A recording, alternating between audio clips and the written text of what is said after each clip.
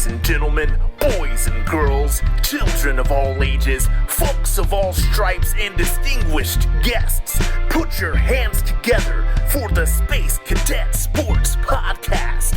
Houston, we have Paul Salazar Jr. Hey y'all, welcome back to the Space Cadet Sports Podcast, your Houston sports podcast for diehard Houston sports fans from a diehard Houston sports fan.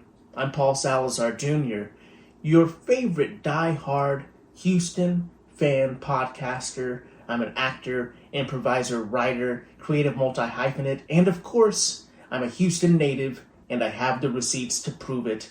I went to Rockets games back when Turbo was dunking all over folks, just yamming on folks all over the place. Do you remember Turbo? The days before Clutch? Let me know. I've spent the last decade or so as a comedy writer in Los Angeles, and now, well, I'm podcasting. That's what happens when you hit 10 years out here. You wake up and realize that you have to moisturize because you happen to live in a desert surrounded by the most beautiful people in the country, and you start podcasting. Welcome to said podcast. Space Cadet Sports was started as a passion project because most media is infuriating as a die-hard long-term fan of the Houston Astros and your other Houston sports teams. Here, we aren't doom and gloom casual fans or worse, the national media haters. We love our team and root them on, but also we try to discuss the ins and outs of them without too much homerism. Keyword here, try. Welcome returning listeners and welcome new listeners to what my brother calls the Paul Broadpod Ball Blog. Hey brother, check out spacecadetsports.substack.com for the full blog experience or the full blog experience depending on how you want to interpret that pronunciation there.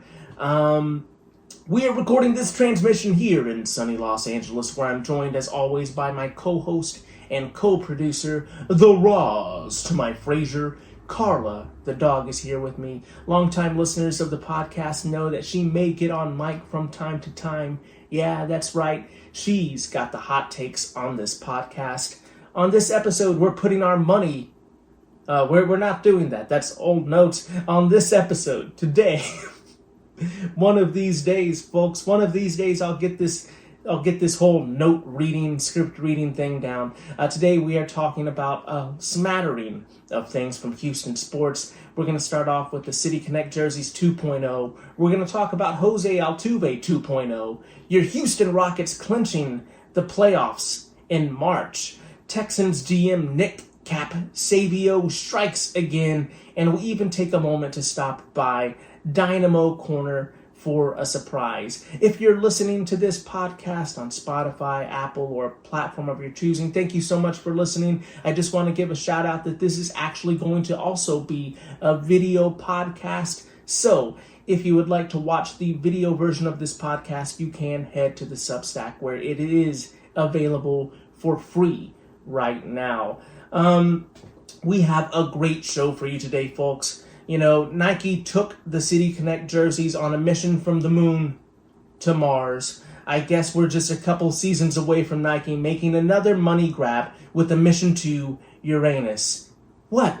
I couldn't help it. I mean, I'm not above low-hanging fruit here on the Paul Cast. You should know that. Technically, I am below low-hanging fruit, even lower than the low. We will make jokes here on the pod. I hope you are here for it. Before we completely jump into the rest of the podcast, returning listeners know it is time for a good day, mates, to all of my listeners out there, but especially the Australians. Welcome returning Australian listeners. Welcome returning H-Town reppers. If you know an Australian that can help us with skyrocketing up those Australian baseball sports charts, let us know. That is the dream here. We want this to chart in Australia. It doesn't matter if it makes sense. That's the dream. Folks, also, before we completely go into the podcast, I'd be remiss not to mention that March Madness starts today, and your UH Cougars are like a 28.5-point favorite to win their game against their first round opponent, SIU Edwardsville, which definitely sounds like a college basketball team that I 100% have heard of before. I try not to get on here and act like an expert on things that I'm not an expert on, so that's why we don't talk much college hoops. I'm very much a fan of University of Houston. I went to University of Houston, so yeah, maybe there's a little lost love because I went to the institution. I don't know if they care for me. I definitely got into my fair share of some trouble with administration there, but I definitely am rooting on the University of Houston Cougs on here for March Madness at the podcast. Let me know what you think of them. Let me know what you think of their season with head coach Kelvin Sampson. They have been on a great run lately. But besides mentioning that they have a game and we're rooting them on, I don't have a lot more takes for you there. But let me know what you think out there, H-Town. If you're a huge fan of the Cougs and you're following them, how far you think they're going to go in this tourney. Let me know in the comments. But let's get to the meat and potatoes of the podcast. It is time to eat, folks. Today, the City Connect jerseys 2.0 are on sale. I believe they released yesterday, and they went on sale at midnight. I wasn't there. If you were there at the team store, if you know what happened, write in, call in, let us know what happened there. We knew about these jerseys a little earlier due to a leak on Reddit. The leaks definitely had us talking about it a little more earlier than we anticipated. But, the team has officially served the looks out to the public today. I, for one, I'm on record for saying that I really like the Moon Man astronaut jerseys. I love the all blue look. I know not everybody was a fan of the all blue look. I even like the grid shoulders. It could have been a little silly. It could have been just a feature too much on those jerseys. But I really did like it. I think most of Houston agreed when we made that the best-selling City Connect jersey that Nike released. Our reward for that is a new jersey, Tony Soprano. Nike saw dollar signs and announced a new City Connect jersey last season. I really thought this was so risky because we all loved the first one so much, but the potential profits were too much for Crane and Nike. I know what you're here for, fam. My hot fashion takes. We all know that I'm a fashionista, and that goes without saying. Everybody here on the podcast knows I'm a fashionista. Why should I even defend that statement? So let's get to the looks that the Astros are serving. Let's definitely start with the hat. We're looking at this jersey kit release based off of a bobblehead. So we have a full look at it now. Now that we get a good look at it, I have to say that I like the other hat better. I do like this. I think it's nice. I like that it's a 3-panel hat. You have multiple colors in there. But it's tough. I feel like it's just I like the blue one better. I don't know what to say. I'm on record. I'm nervous about a white hat. Maybe it's that I'm just so used to wearing the black hat. Spaghetti Western fans out there know what I'm talking about. I don't know. I'm on record as a messy spaghetti eater. Hashtag messy spaghetti eater. If you're a messy spaghetti eater, let me know, fam. Light colors can ruin, can be ruined, I should say, by my reckless lifestyle. I like the A. I like the lettering. I like the star going through it. I could see myself potentially liking a darker version of this hat. But for me, I like the other hat more. Moving on to the kit. I like the kit on a whole better than the hat. But honestly, this feels like a solid, B instead of the immediate A that I gave the original City Connect jerseys the City Connect 1.0. In retrospect, is City Connect jersey 1.0 an A? Maybe it's a B as well as this design is a B. However, because it came out first, I was much more excited about it. Now, I'm a little lessened. That excitement is lessened because, frankly, I feel like they're releasing it in a bit of a money grab situation, Maybe that's just my late stage capitalist take. I don't know. Let me know what you think about it out there, H-Town crew. I see the design more closely. I see more intentional design here than I originally was saying. It didn't look as intentional as the other one, but that was based off of a bobblehead. I see some of these patches. I see some of the fun stuff here.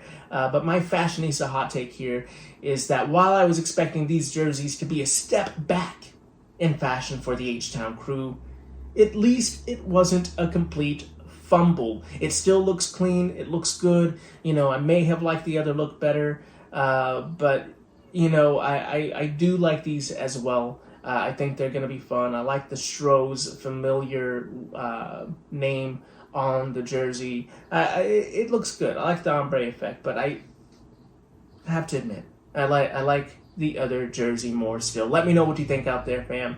Moving on to Cam Smith. We cannot go a podcast episode without talking about the young man. The aircraft carrier Cam Smith hit another home run in his spring training game yesterday against the Mets. I believe that takes him now to 4 home runs and ridiculously gaudy spring training numbers for the young man. People are clamoring for Cam Smith. We are yelling for him. My take remains the same. Go look at the receipts. I have pieces on Substack. I have podcasts that say I love Cam. I think he's the future of this team. I think that is obvious. But to say that we have to put this guy on the opening day roster for the team, I think that's folly. That's right. I'm going biblical on you. I think that's folly. I think if the team has him on the roster, it's a bad sign, is what I've been on record saying. That no matter how optimistic I am about the aircraft carrier, how I think Cam Smith can be a potential Rookie of the Year winner, I believe that if the Astros have Cam Smith on the opening day roster, that means he is going to get everyday playing time. They don't want to have Cam Smith on the Major League roster to ride the bench.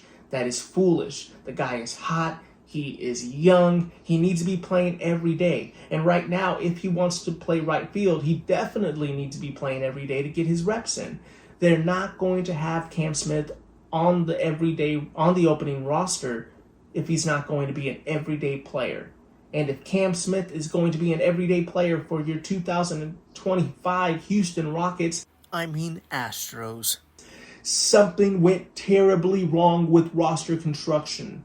It would be a bad thing for Cam Smith to be on the team because it means there are so many players that are not who we thought they were. They aren't who we thought they were. Little Dennis Green there. Maybe there are too many injuries. I think if Cam Smith is on the opening day roster, that's kind of a bad sign. We want Cam Smith to be in the minor leagues, no matter how great of a spring training he has. This young man has not played above AA ball. He has not played right field a significant amount. Jose Altuve learning left field is a different story than Cam Smith learning left field. Jose Altuve has the benefit of more than a decade in Major League Baseball. He knows who he is at the plate. He is learning a new position. Sure, he's doing it in front of all of our eyes, but he is a very confident player. He is not a new player trying to break onto the team, trying to make a contract, trying to make a name for himself. It would be much harder for Cam Smith to do this. So while we want Cam Smith to be successful, while we want Cam Smith to be the future of this team and lead us to future World Series, to keep that golden era going for your Houston Astros, I think saying that Cam Smith has to make the opening day roster or, something's gone wrong with the Houston Astros front office or they've lost their mind, I think that's silly.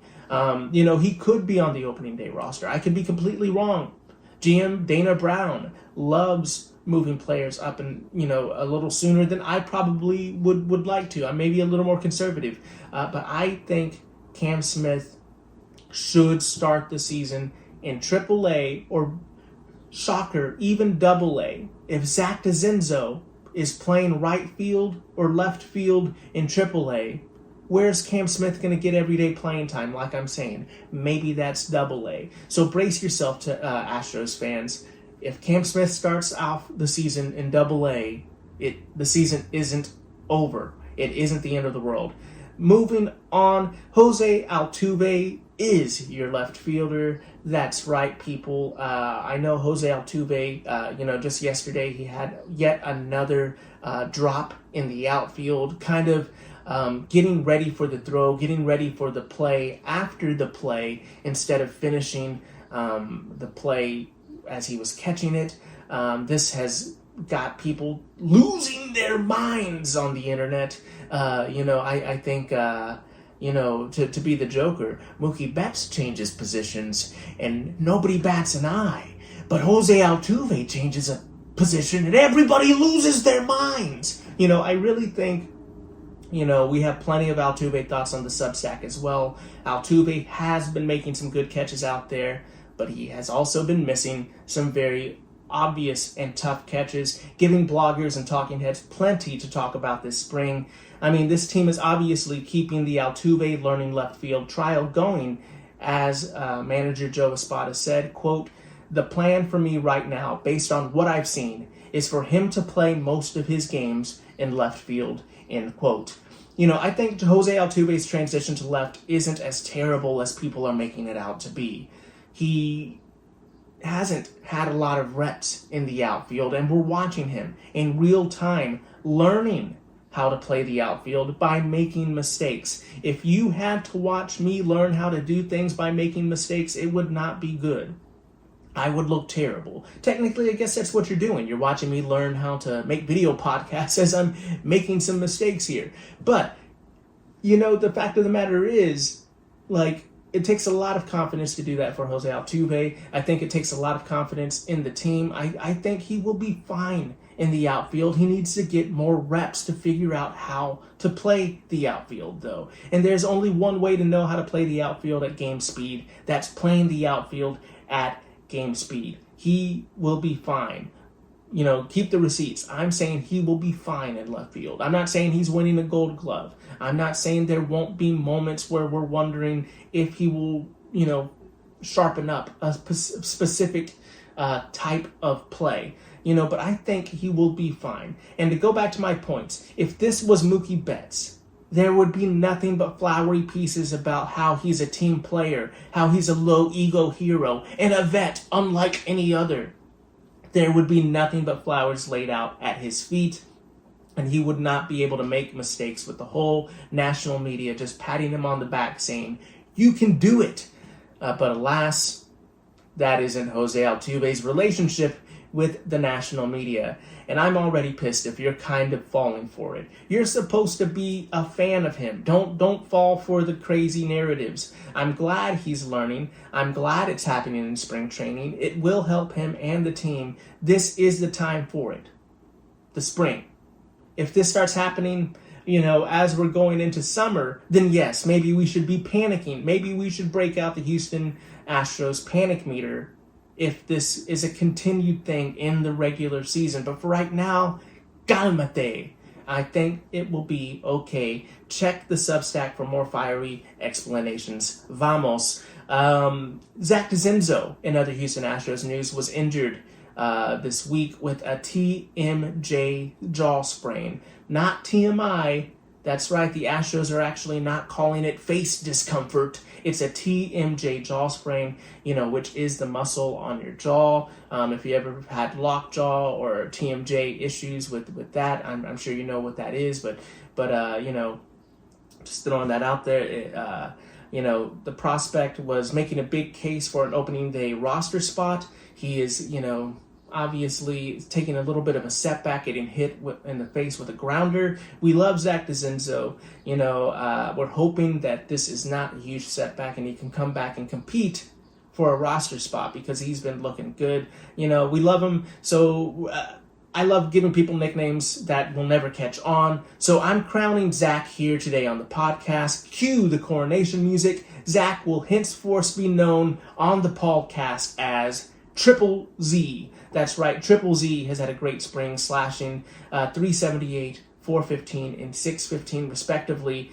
Also, a side note, Jordan was scratched from the game a couple of days ago with an injury to his thumb and struck fear in all of our hearts. But he was returned to the lineup yesterday against the Mets, giving us a little bit of room to breathe. Phew. Also, Christian Walker is looking to return to playing baseball this week as well, and other great injury news. And another quick mention, Lance McCullers Jr. went out and pitched an inning of real baseball. We got to see LMJ back.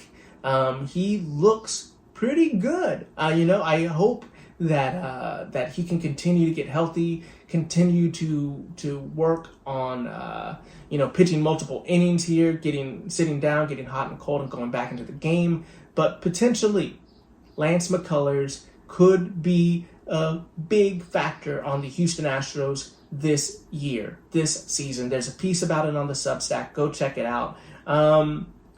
We are going to take a quick break here, and we will be right back with some more Astros news.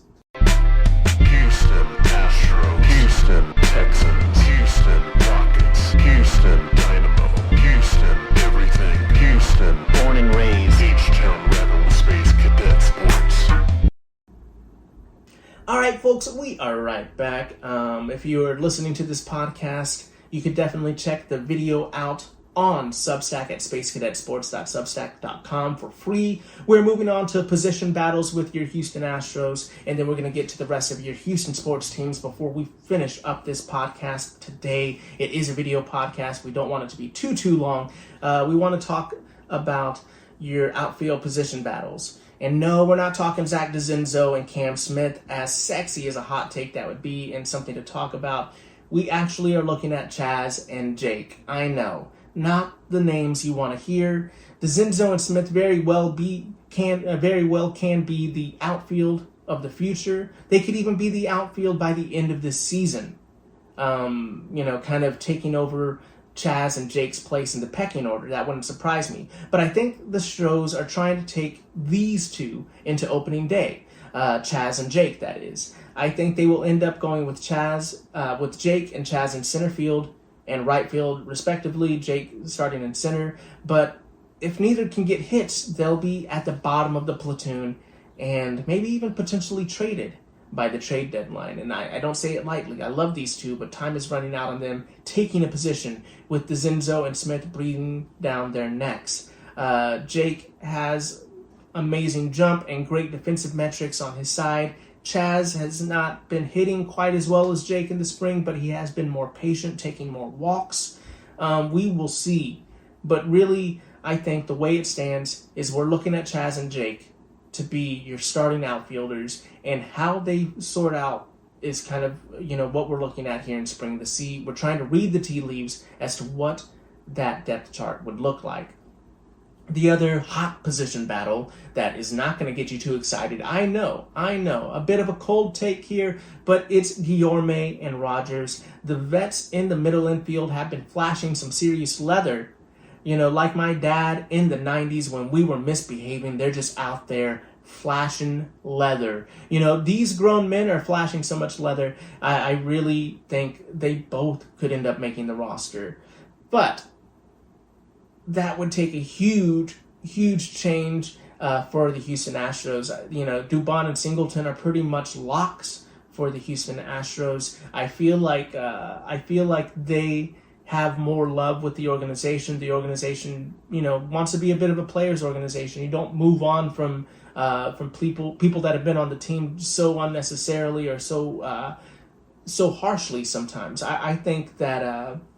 I really think that the team wants to bring on Dubon and Singleton.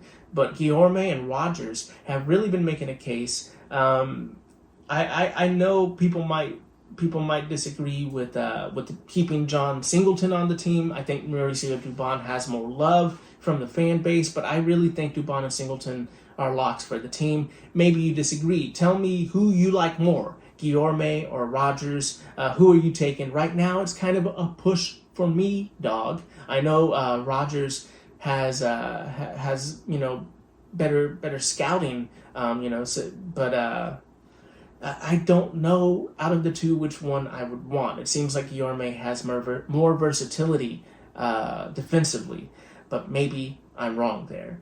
Let's move on to your Houston Rockets, folks. Wake up. Your Houston Rockets are 44-25. Well, they're 45-25 now. They're still second in the West, I believe, unless something has changed since I last checked the standings.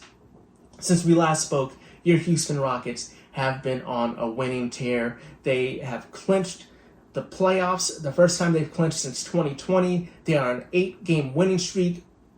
The games they played since the last time we talked, they beat Phoenix 111-104. They beat Dallas 133-96. They beat the Bulls 117-114. They beat Philadelphia in overtime 144-137, and they beat Orlando last night. And I didn't write the score down, so I'll look that up real quick. But beating Orlando last night. The Houston Rockets did clinch the playoff berth. Let's see. I'm literally having to type this in, but it was 116-108, putting the Rockets to 45 wins on the season. I'm really excited about this team. There's an article on the Substack if you want to read more thoughts about my emotional journey with the Rockets. Kind of having plenty. They had like 30-something years of above 500 basketball. They had, basically my whole life I knew competitive Rockets basketball, and then all of a sudden James Harden wanted out, Daryl Morey and needed to go. There was so much happening with my Rockets, and we needed a reset. We got one. And it was a tough 5 years for your boy, but we're back in the playoffs. Talking about your Rockets here, obviously, Amen Thompson and Reed Shepherd, who I do know his name. I can't believe I got his name wrong the other podcast. No disrespect out there to Mr. Shepherd. But, Amen Thompson and Reed Shepherd are injured. We're looking for Amen Thompson to come back hopefully soon. But in the meantime, these Houston Rockets have Fred Van Vliet back, and the vets are healthier and seeing more playing time with FVV, Dylan Brooks, Steven Adams, and Jeff Green in the mix. It's been nice to see the vets out there. They've been playing really well. Jalen, the ad hominem Vallacy Green, has been balling and keeping the haters fairly quiet. Plus, you got to shout out Altuve Sengun has been dropping dimes. Some of those passes that he's been doing out there have been sick. This past week, he had 2 of them that might have been the best this season. He's also taking people off the dribble. He is playing big in big moments. He has been great. Altuve, please keep doing your Altuve thing. This team has been so much fun to watch this season, and I hope that they continue to play this well and find their offense. Hopefully we can get Amen back to full health. Amen. Please, please, please. Because the problem won't be if the Rockets will make the playoffs. Obviously, I wrote this before they clinched. But the problem with the Rockets is going to be who head coach Ime Udoka will put into the playoff rotations. With so many lineups out there this year, which one has been your favorite? Are you a Terror Twins guy? Do you like the double big, triple big lineup, or maybe something else? Let me know what you think, H-Town. This upcoming week, the Rockets look to keep up their winning ways at Miami on Friday, then back home for Denver on Sunday, Atlanta on Tuesday, before going back on the road to Utah on Thursday. Now look, there's still plenty of time before mid-April.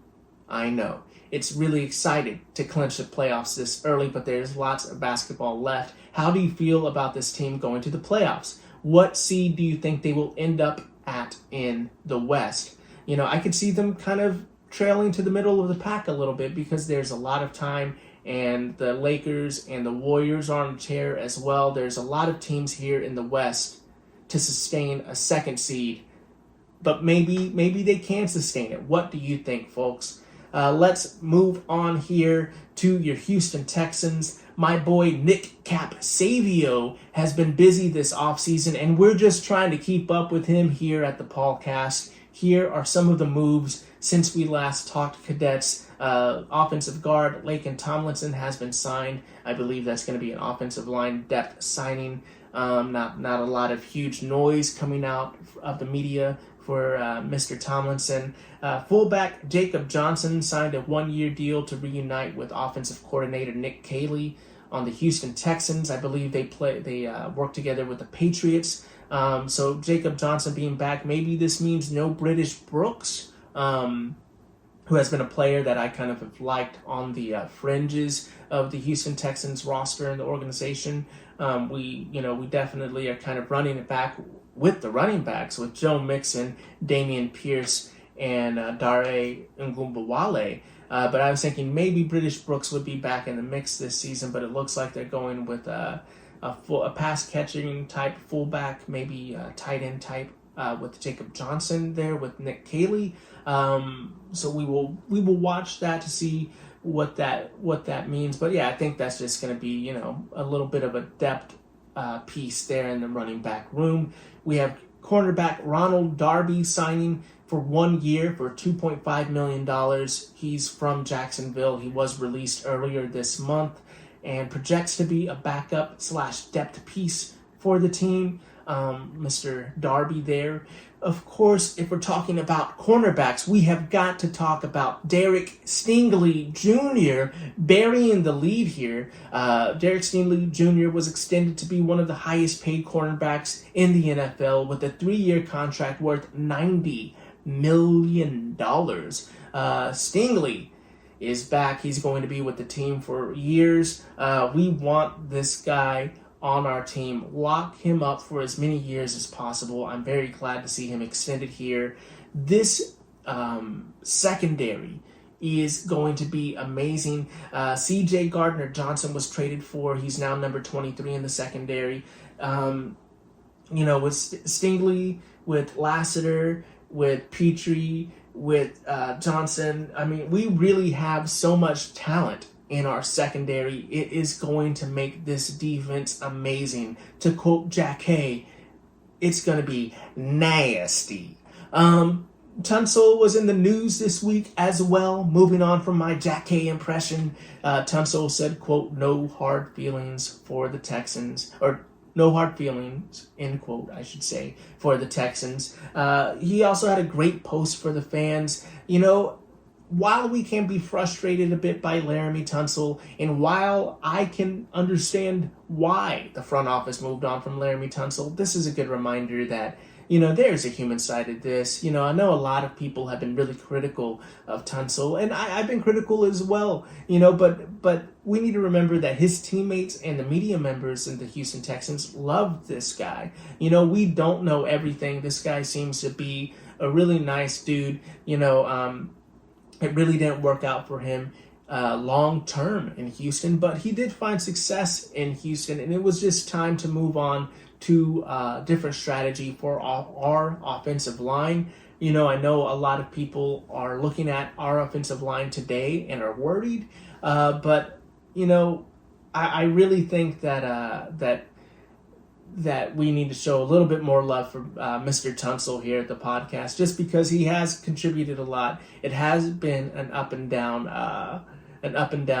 kind of career with the Texans a bit for him, but we do appreciate what he's brought to the team, and we do acknowledge that he is a Pro Bowl left tackle. We definitely we're I wouldn't say too critical, but I think just because of all the criticism of this guy, I just want to remind you, he is a human being. Moving on from your reminder that players have feelings, Nick Cap Savio restructured yet another contract, this time tackle Titus Howard's contract to free up $11 million in cap space. Nick Cap added again.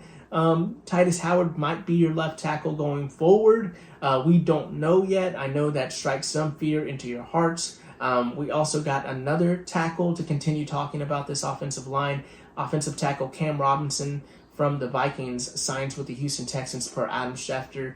He's a 29-year-old who played almost exclusively left tackle in his career, but not exactly to great advanced stats success, which a lot of people have been quick to point out. I think Cam Robinson is kind of a depth piece here. I'm hoping, or I think the team is hoping that he isn't a starting tackle, that maybe they can find a tackle in the draft that works for them. Or maybe if they find a tackle that plays guard, maybe Cam Robinson is there to play right guard. You have Titus Howard at left. Maybe you have Fisher in there as well in the mix for guard. So this is a depth piece. I know it doesn't quell our fears and make us feel like the line is fixed, but I have to remind you folks, the draft hasn't happened. It is still mid-March. We have plenty of time to see how the line shakes out. Give Mr. Nick Capsavio time to figure this line out. I think he's doing a pretty good job. A lot of people are worried about this offensive line, but they're finding the personnel they need. They're obviously looking to get younger in the draft, so just remember to calmate. I'm confident there's a plan here. It doesn't take a football genius to know that CJ needed better protection and better line play last year. I'm confident that the plan wasn't to just get worse at the line. I'm sure they have a plan, and we're just watching it unfold slowly because you can't rush it. You got to wait for the draft. They didn't call us to let us in the loop, so don't act like you know everything. Nick Caserio isn't on your speed dial. You don't know. You're not in the loop. They don't let you know the plans. So don't act like you know the plans and this is a finished product. What's wrong with you? In the last piece of Houston Texans news, Danielle Hunter was extended to a 1-year, $35.6 million contract to be one of the highest pass rushers, one of the highest paid pass rushers in the NFL. This defense is going to be nasty, y'all. I cannot wait. And before we wrap up the podcast today, we are going to spend a little bit of time here at Dynamo Corner. And we're also going to talk about your Houston Dash. Because look, if I'm talking about the Dynamo, I got to talk about the Dash. Your Houston Dynamo sadly lost to RSL, Real Salt Lake. If you don't know that acronym, MLS fans, they lost in a heartbreaker for Dynamo fans at home at Shell Energy. Things are starting to spiral for your Houston Dynamo this season. After taking a draw in Columbus, the Dynamo fell 2-1 to RSL, and to make matters worse, a goal was taken away by VAR and the refs on a blocking call that I didn't completely understand. Look, I watched the games. I was a soccer ref at one point. It was one of my first jobs. I was a soccer ref actually at University of Houston for its intramural sports to begin with. So I do have some working knowledge of soccer rules. I kind of understand why this could have been called, but I thought it was completely silly. I don't understand it. It definitely hurt that it could have been the goal that tied the game. So that sucked. The Dynamo also lost their injury they lost their goalkeeper, I'm trying to say, to an ACL injury. Andrew Tarbell is gone for the season. Hopefully he will recover soon, and we wish him the best. In the meantime, Jimmy Maurer will be in goal for the Dynamo for the extended future. The Dynamo hosted El Salvador for a friendly yesterday and won in a nice friendly game in Houston, and they play Seattle on Saturday at Lumen Field. This match day 5 will be really telling as to what kind of fight Ben Foster and the Dynamo have as they continue to climb uphill this early season. This MLS, this is the MLS. There's a lot of parity. I don't think the season is over quite yet, but they will have to fight through some tough games and compete to hopefully be in a place to fight for the playoffs if and when the roster is improved. I think it could happen. Look at me, the little boy and Angels in the outfield. It could happen. Let's definitely give them some love, but it is going to be a tough stretch for Dynamo fans. The Dynamo also signed a Czech attacking midfielder from the international pool with Ondrej Linger, I believe is how you pronounce his name, and I apologize in advance for mispronouncing that name. We're hoping that he could bring some more offense to the Dynamo. Hopefully he can help shore up that midfield there. Moving on, before we finish up this podcast, to the Houston Dash. The ladies of the Dash started their play for the NWSL, and they lost 2-1 to the Washington Spirit. That is singular, not plural, with Maggie Graham scoring at the 75-minute mark. It was a nice little touch there right at the top of the goal, off of a little touch going into the goal, and she just kind of pivoted it, just redirected it right into the goal. It was a nice little bang play there for the Dash. They definitely had more scoring opportunities, but just weren't able to execute on them. As did the Dynamo against Real Salt Lake as well. Honestly, there were scoring opportunities there. They just weren't able to execute. They fell in a hole early. We shall see, but we are cheering on our Houston Dynamo and our Houston Dash here at the podcast as well. Let us know if you are too, folks. And with that being said, that's going to do it for this transmission, Space Cadets. I want to thank you for listening to this podcast. We appreciate you so very much. Please smash those buttons for me. Like, rate, review, subscribe, share, kick it, bop it. Hit all of those buttons for me. We really do appreciate it. Please turn on those automatic downloads. Share with other H-Town reppers, other Australians out there, folks. Check out the Substack at spacecadetsports.substack.com, where you can put your email in there and get every post, every podcast, every meme, everything for free. I try to put right now everything on the blog is for free. There's not a lot behind the paywall, so go check it out. Reach out on social media at Space Cadet Sports on Instagram and Threads, or spacecadetsports.bsky.social on Blue Sky. You can find me at Paul Salazar Jr. on all social media platforms. I'm on Blue Sky as well. You just add that suffix. You can call in, let me know your take at speakpipe.com/spacecadetsports if you want your take on the podcast. Keep it clean, keep it a little classy. You could have some jokes, but try to be pretty reasonable. We want to know what you think on the podcast, folks. You could also comment on the Substack as well if you want to comment there. Check out my other podcasts, all the other silly things I do on the internet. You can find that on my social media as well. Thanks for listening, folks. We are a small podcast. We only go as far as our listenership takes us. So remember to be the best that you can be. Keep your head up, kid. And as always, vamos Astros.